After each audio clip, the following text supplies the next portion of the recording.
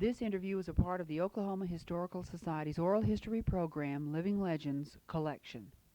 This interview was originally conducted on November the 10th, 1970. The interview was conducted by Mrs. Clarence Roberts, or Mary B. Roberts. The interviewee is Dr. James E. Webster, that's Webster, PhD in biological chemistry and professor of biological chemistry at Oklahoma State University since 1929. This interview was done at Stillwater, Oklahoma. This interview was re-recorded on the 3rd of January 1986 for inclusion in the permanent collections of the Oral History Program by Judith Michener.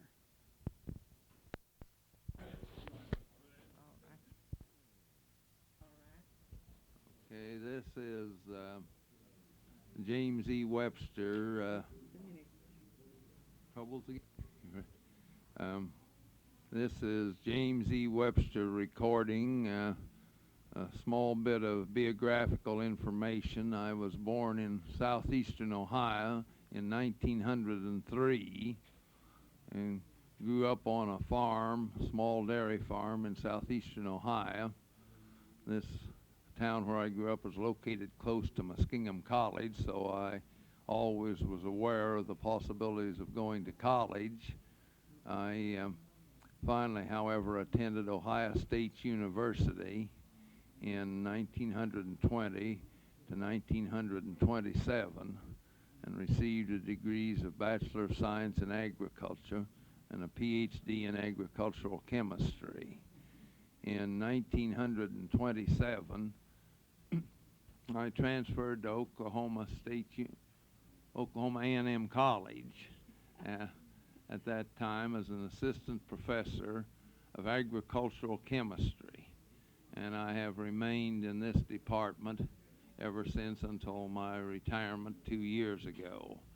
41 years, I believe. 41 years of time that I had spent here. During that time, I spent half-time research and half-time teaching and was always an advisor to students during this period. I also, during this time, advanced to the rank of full professor and for 1 year was acting head of the biochemistry department. Well, then I don't know where you want. Your father? My father was Frank Webster and my mother was Laura Garber Nee Webster. And I have one sister who is now deceased. I have 2 children and 4 grandchildren. Now then, do you want it? As it's obvious from the time, I came to Oklahoma just before the Great Depression and lived or existed, and it really wasn't so bad during those many years, including the Dust Bowl years. Do you remember your first salary? My first salary was, just before the Depression, I got up to $3,000 a year, and it was cut back to $2,100 till after for PhD until after 1940 and finally in 1942 I got $60 a month for teaching the armed service people here on the campus, and since that time my salary has increased to comparable with the other people here. During these years I've had several interesting assignments, interviewing students, helping them with their work. I've been a member of the athletic cabinet for one period, was chairman for 12 years of the University Scholarship Committee until I retired.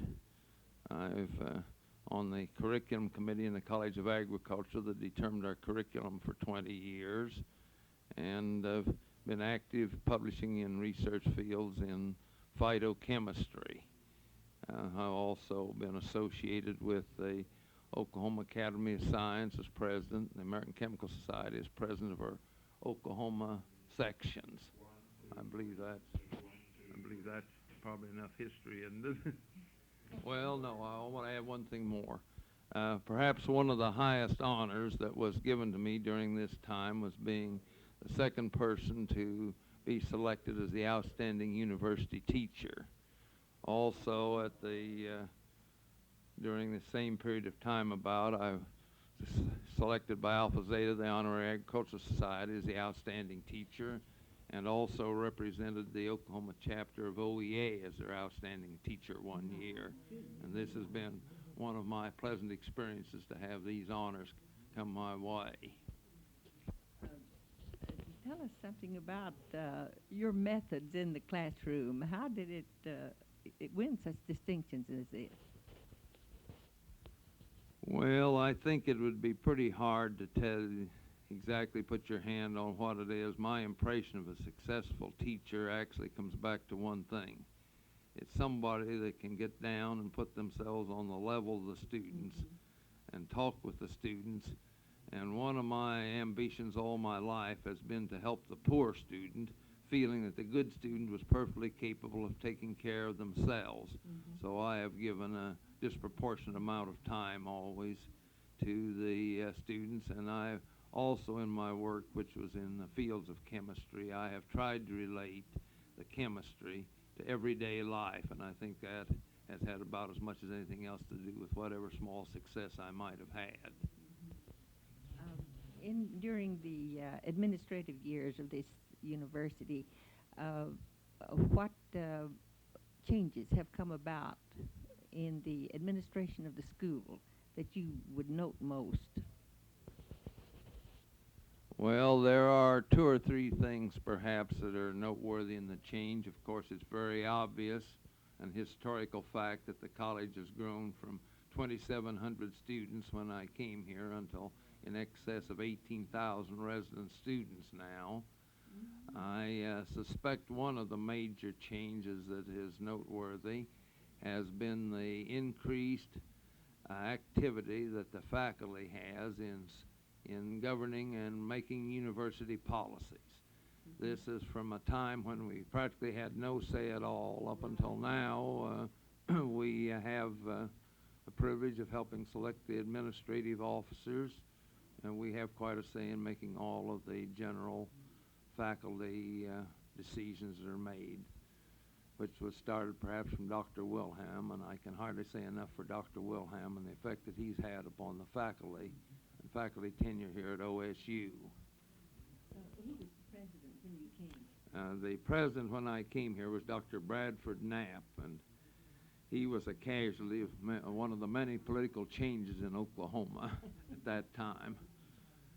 Tell us something about the tenure and how it worked here at this particular institution as the tenure rule came in. Well, nobody really ever had a contract here in those days. We came and worked, and it was from year to year, and you more or less understood that you would have tenure, but until Dr. Bennett established a tenure program in the mid-Depression years in the 30s, we were never real sure. One of the possessions that I have that I've kept is during the Depression times when money was very scarce, a letter from the administration saying that all faculty status had been abolished and that if and when money became available, we would be rehired. Well, I'm happy to say that they never implemented that, but I have kept this document to show what might have happened if Depression had continued on at the extreme level. Well, that did affect a great many of your fellow teachers, didn't it? Wasn't that known as the Great Firing or something like that? Was that what was No, this was in addition to the time. We've had a couple of times while I was here where there were rather mass firings, but when you talk about that, you're talking about a relatively 10% of the faculty. And actually, in all my time here, there haven't been a large political turnover in the college, and certainly at the present time, I'm sure there's none, at least among the academic faculty. The tenure rule, then, is really one that is steadying our universities and giving us more continuity, don't you think? Well, I do not think there's any question about we could not hire young people today unless they were guaranteed tenure. And this is being modified continuously and, as far as I know, all in the interest of the faculty. So I think that in general, this has been one of the great changes. Another change that's occurred in faculty is the large number of advanced degrees that are held by the faculty as compared to 40 years ago. And also, there's been a major change in students, I think.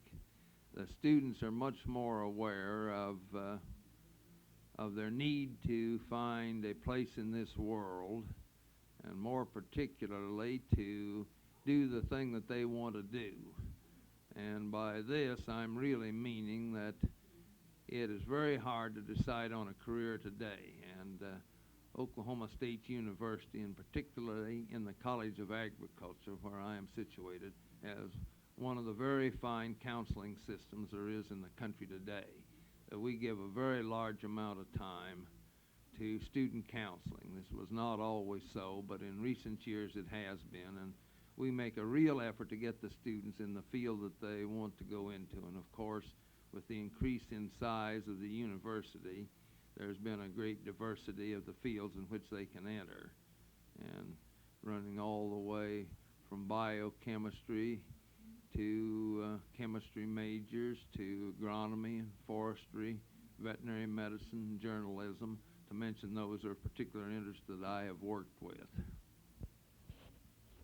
It seems to me like that during the years that you have been here, you would have a wonderful opportunity to observe the difference in the attitude of the student. We don't have as many, or do we, as many playboy students. You spoke of they're really seeking something, of they're really searching for a vocation. We don't, do we still have the playboy student on the campus here? Well, I am sure in the field of science, I am sure we have less contact with students that are perhaps not too serious. As far as I'm concerned, I would be perfectly safe in making the statement the most dedicated group of students that I ever worked with are the ones that came back after World War II. There have never been a group of students that were so intent on learning and getting ahead as that particular group. When we had a very large number of them, and that really was the time when this university began to grow. You mentioned that you had some incidents that might relate to some of these experiences. We've gotten a brief biographical outline in your time here. You're still doing some counseling. Perhaps you could give us some stories and incidents now that would add to the real factual history. Well, as you get older, it's perhaps easy to think back, and then sometimes it isn't either. One of my avocations, in a way, was working with the athletic department, and I have been indirectly associated with them since the late 30s in one way or another, and served on the athletic cabinet for one period.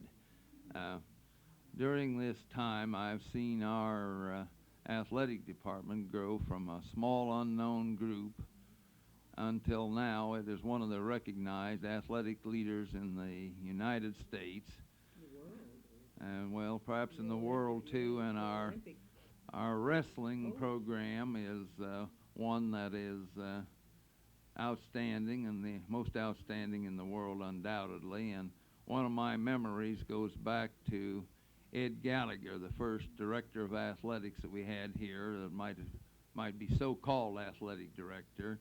And I early had an interest in wrestling, and so I used to watch all the tryouts in the early 30s and up to the present, in fact. And I get quite well acquainted with Mr. Gallagher. And one of the pleasures I had was in playing golf with Mr. Gallagher. Of course, this was in his later years. And while I was quite a bit younger than Mr. Gallagher, I had quite a time beating him. I could hit the ball a lot further than Mr. Gallagher could, but he never hit a shot off direction.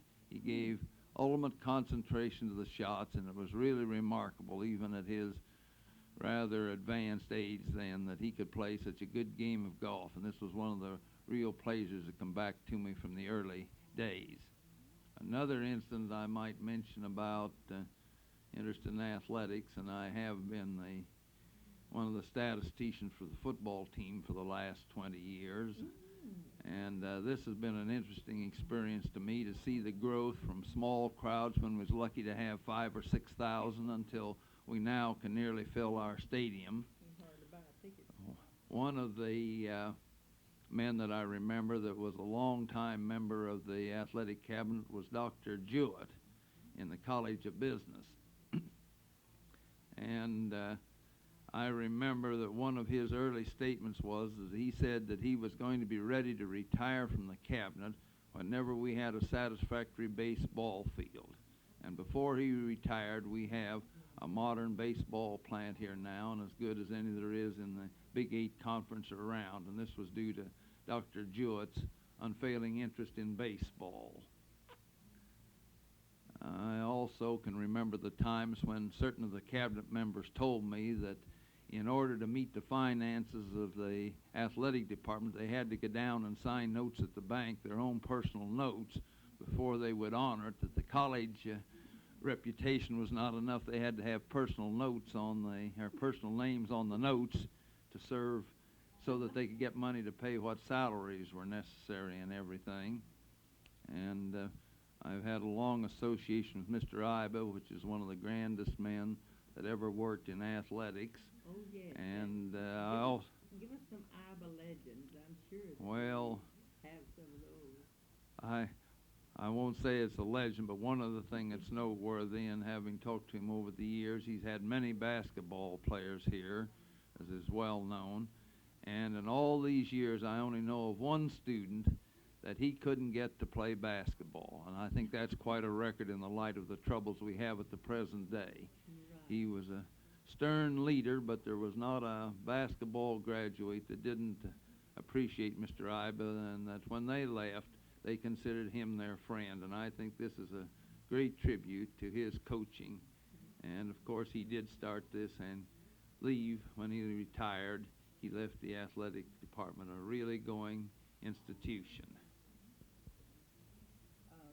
And if you have followed the trends in basketball, it used to be that a score of 20 or 30 was a high score. And I heard Cab Rennick, which was one of the All-Americans that Mr. Iba coached, tell one time when they were playing a close game with Kansas that Mr. Iba said they were to control the ball and under no condition was to shoot.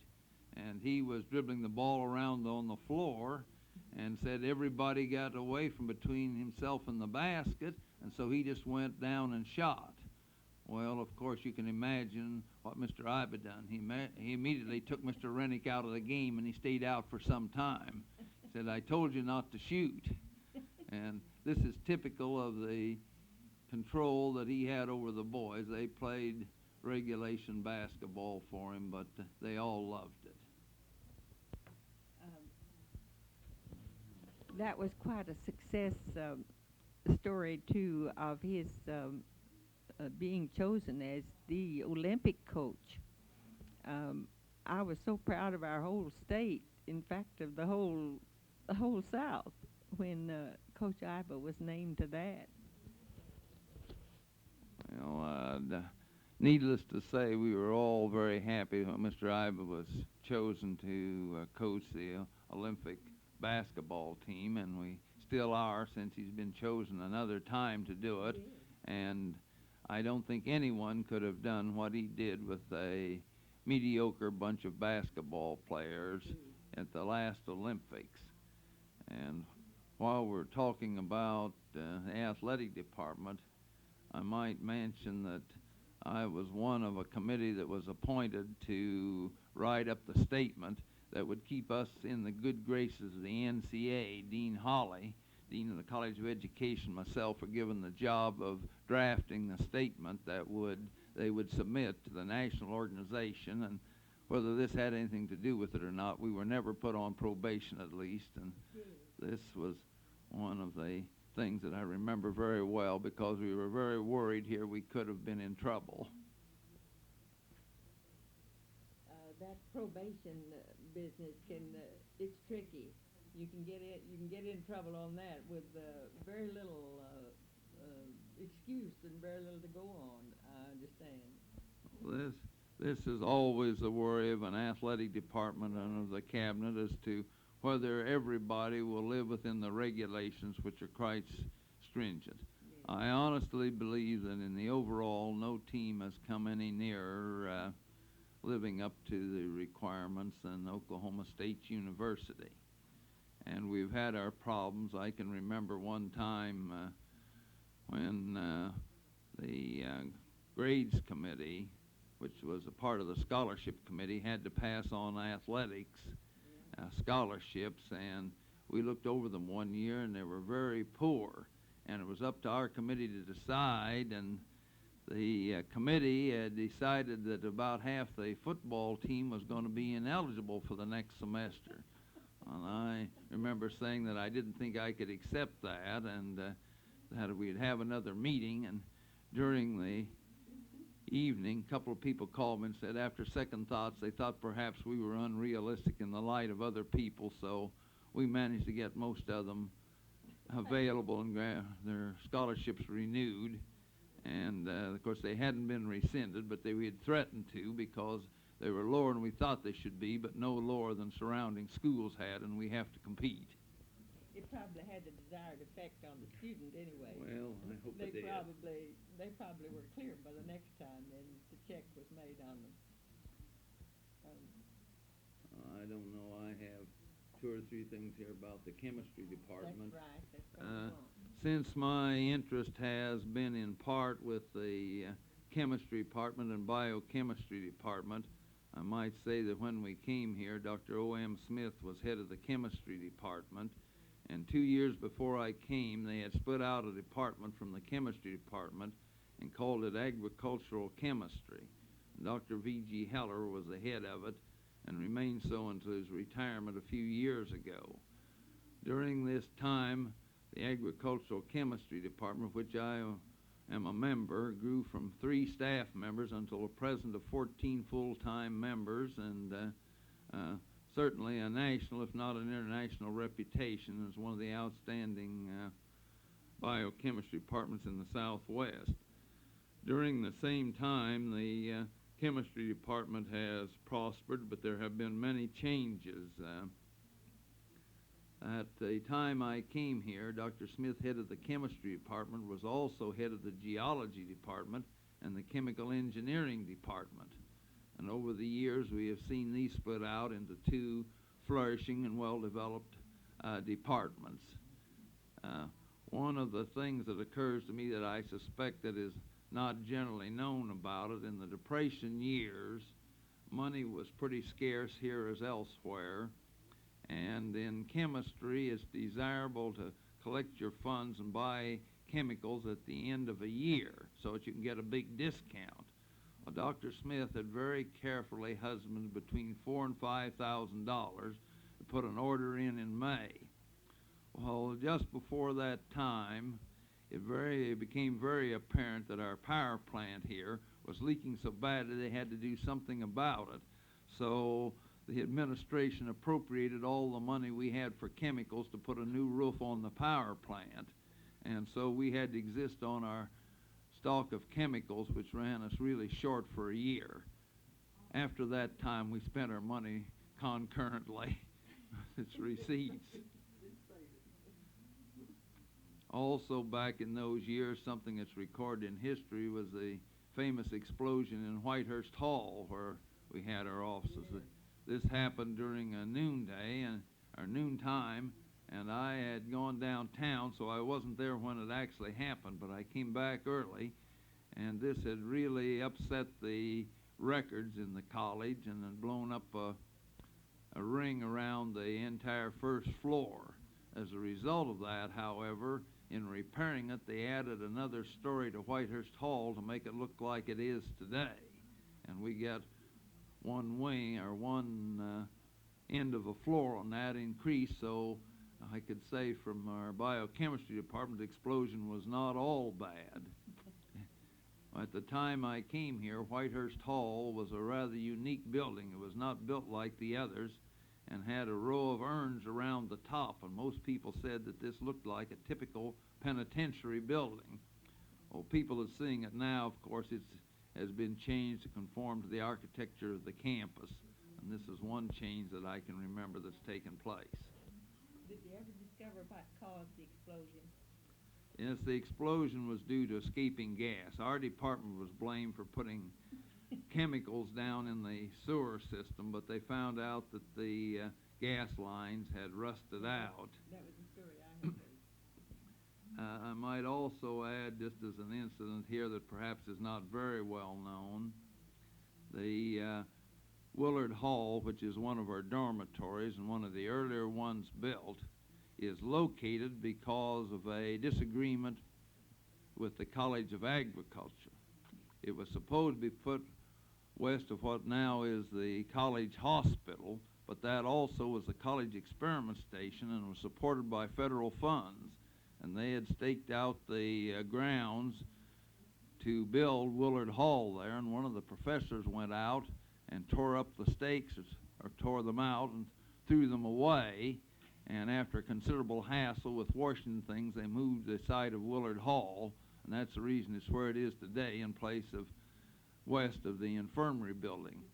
However, to continue the story, this land was too valuable to be kept in experimental use. There's no question about that. So some years back, they very, very carefully moved the top foot of soil and transferred it to the experiment station farm out west of the present university. And so the soil is there, but not in its original location. It had been continuously in wheat for some 70 years now.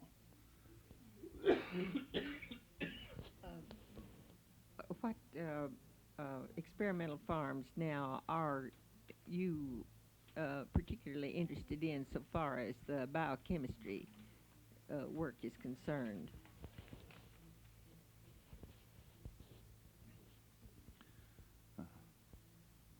We, and particularly in biochemistry, which works with the agricultural part, we cooperate with the entire College of Agriculture and all of the departments and make use of the farms, which extend to, all told, perhaps 1,000 acres at Perkins here in Stillwater. And we have people cooperating with all the various departments in agronomy, animal science, dairy, even ag economics, entomology, and similar departments. What experiments that have come about during your tenure, during your time here, what experiments have you or have been developed that you could mention now that perhaps are considered as our most successful ones in the state? Well, in talking about the successes of the agricultural experiment station, worldwide acclaim has come to the Department of Animal Science here. It has been noted as one of the great schools in the teaching of judging of livestock, and people have been sent here from all over the United States to study in this school. In recent years, the trend has been more to a study of nutrition and genetics, and our department cooperates with them very closely. I might mention one of the problems that a student advisor has here. Several years ago, we were assigned students by the dean's office, and I was assigned a young man from the state of Nebraska. And he came down here to study animal husbandry. Well, his folks already were successful farmers, but they felt this was the best school in the country. But at the end of the first year, he was... We have just started now with the young man from Nebraska. I guess I better wait till this young man that I was mentioning had complained that while he was intending to major in animal science, he had had many of the courses and he wasn't sure this what he wanted. Well, this poses quite a problem for a teacher when a young man's been sent down here to take what they want him to take, and he wanted to change fields. But after counseling with him, I suggested that he might want to change to agricultural economics and also take all the electives he wanted in the animal science department. Well, he told me that he would fly up and see his folks the next weekend. He had his own car and his own airplane at that time. And so he flew up and he came back and he said, well, whatever I thought was the thing for him to do, the folks said to go ahead and do this. And he did transfer to the college, or to the Department of Agricultural Economics, and graduated with high honors in his class, actually, and liked the field of work so much, agricultural management, he came back and got a master's degree in the department. So this is one of the success stories, but I'll have to admit it makes you wonder a little bit when you're playing with the lives of people like this, whether your advice is always what you should have. One other story along this line I might mention to show the problems of advisor. I had a young student come up here that had had one semester at OU, and then he decided to transfer to OSU, and he entered into the College of Agriculture and decided he wanted to take biochemistry. Well, he stayed one semester with us, and then he decided that, well, this wasn't quite what he wanted to do, so he decided he would transfer to the School of Geology here. He did that for a semester, and he came back and said he didn't like that. Well, this was a problem. Here's a young man that was making better than a B average, and he was thoroughly dissatisfied with college.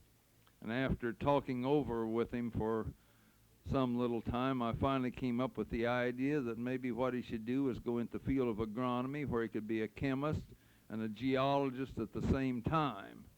And he finally ended up here 4 or 5 years ago getting his doctor's degree in agronomy from Washington State University. So I think at times perhaps our advising does do some good.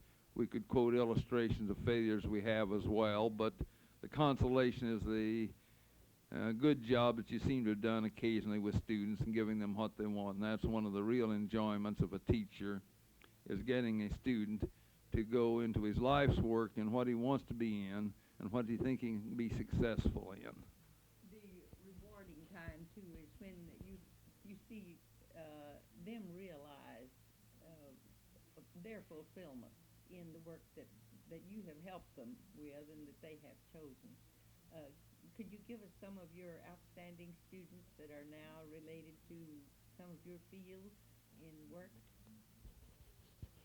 Well, it's perhaps a little bit hard. One of the boys that worked for me, Mr. Gould, who is distantly related to the Chester Goulds of cartoon fame, is now vice president of Eastman Kodak Company, and I am pleased to say that the president of the State Board of Agriculture, just to mention a current person, was a former student of mine. He still speaks well of my course, which makes me happy, and I also was a teacher of Senator Bellman here, and I knew him quite well when he was a student here in school.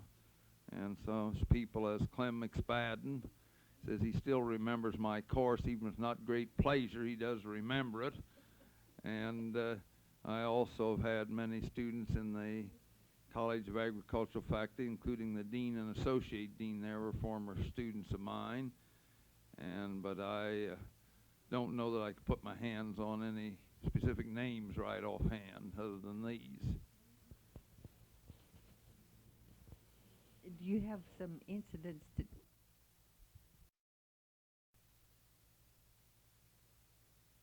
Agricultural faculty, including the dean and associate dean there were former students of mine. But I don't know that I could put my hands on any specific names right offhand other than these. Do you have some incidents to tell us of that would illustrate something about the difference in say about the time of your arrival here and what we have now? Classrooms, buildings, materials, and so on. When we first came to the college here, it was a small college, it is true. And we had not begun the expansion that took place under Dr. Bennett. Everyone was crowded and salaries were low. And of course, it was not very long until the Depression hit, so that we couldn't do very much in the line of building. But we did manage to expand some here, and of course, these were stringent days for the faculty people in those times. I can well remember the bank telling me that the checks we get were really worthless, but that they were going to hold them and would put that amount of money to our credit. And I think they carried some of us for 9 or 10 months when theoretically they were not able to cash the checks, and this was certainly appreciated by the struggling faculty member at that time. I know that it was pretty hard for everybody to make a living, but as long as we had some money coming in, it was good. And there never was a time when I didn't get a paycheck from Oklahoma State University. It might be mentioned in passing that in all the years I've been here, however, I've never seen my check. We send it down to the bank, and so we simply know it's there, and this has been a convenience that we have. During those early years, facilities and money were scarce, and particularly during the Dust Bowl years and the Depression years, we didn't have as much trouble making ends meet as long as we had a salary check coming in as people might think. Everything was so cheap that living really wasn't so bad, and I know because of raising a family during these times. I can remember that I had 2 outstanding young men working for me, both of which had been eminently successful in their fields, although not national figures, and all the money they had to live on was the $10 a month that they got from our department for working for me. And they said that beans and bread get pretty old. It was true in those days, but it did keep them in school, and for this we are thankful. And we used to do a lot of work with that. All of our work practically was done by students during the Depression, and this helped them and helped us too. So we got a lot of good service, and I hope they got a lot of good training from this hard experience, which I wouldn't want to go through with again.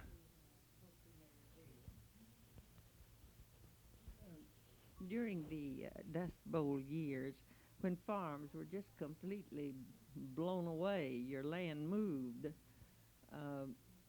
what part did you play and did this school play in solving that problem?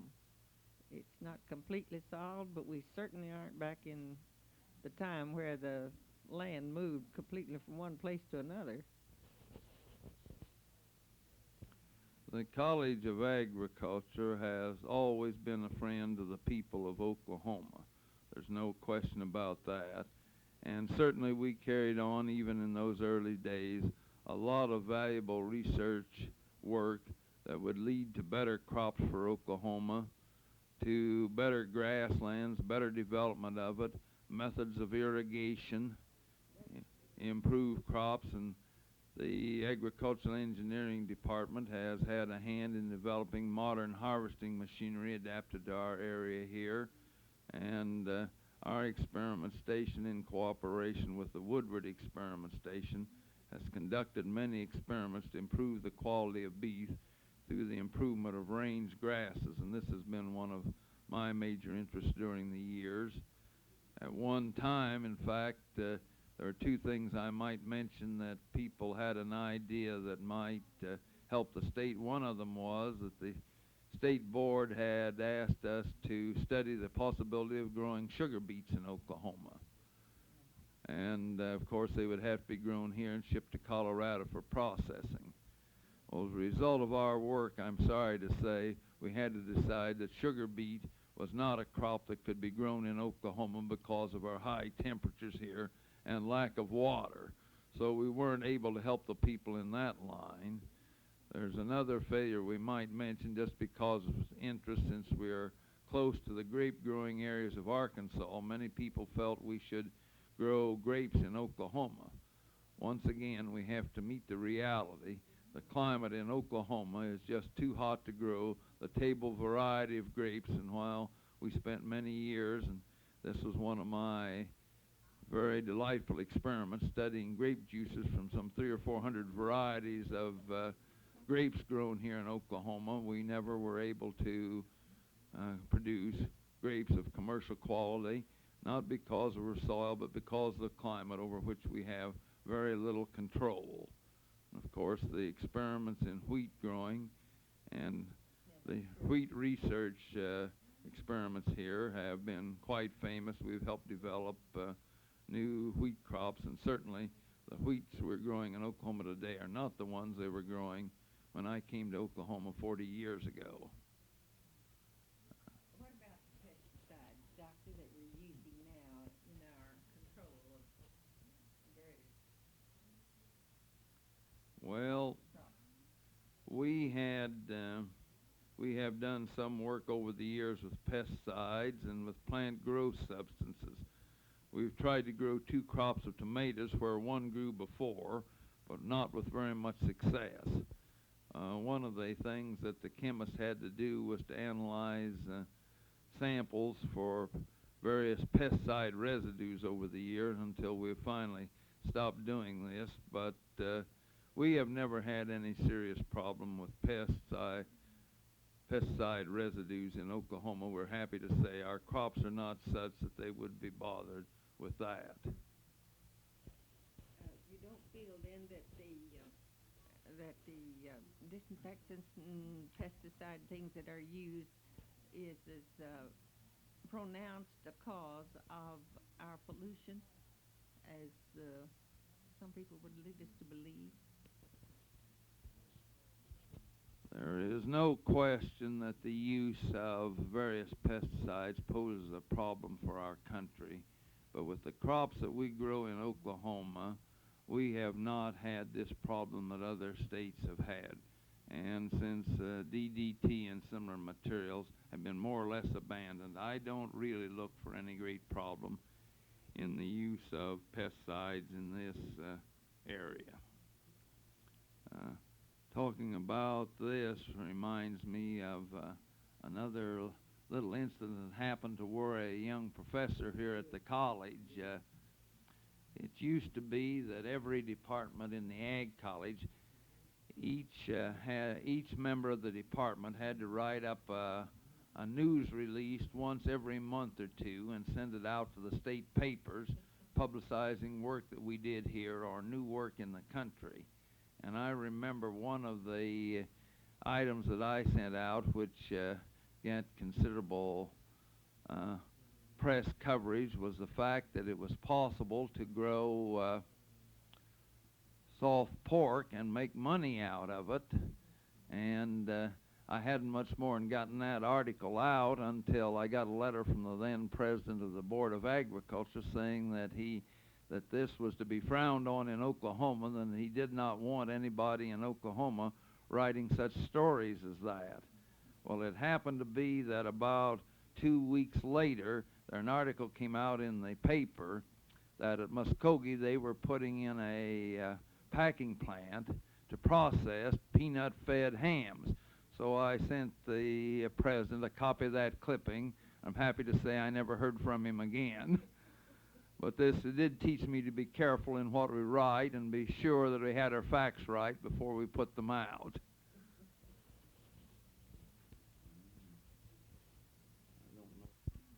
One of the changes that has occurred over the years that's been noteworthy has been the interest of students in participation in various organizations and in the governing of the college.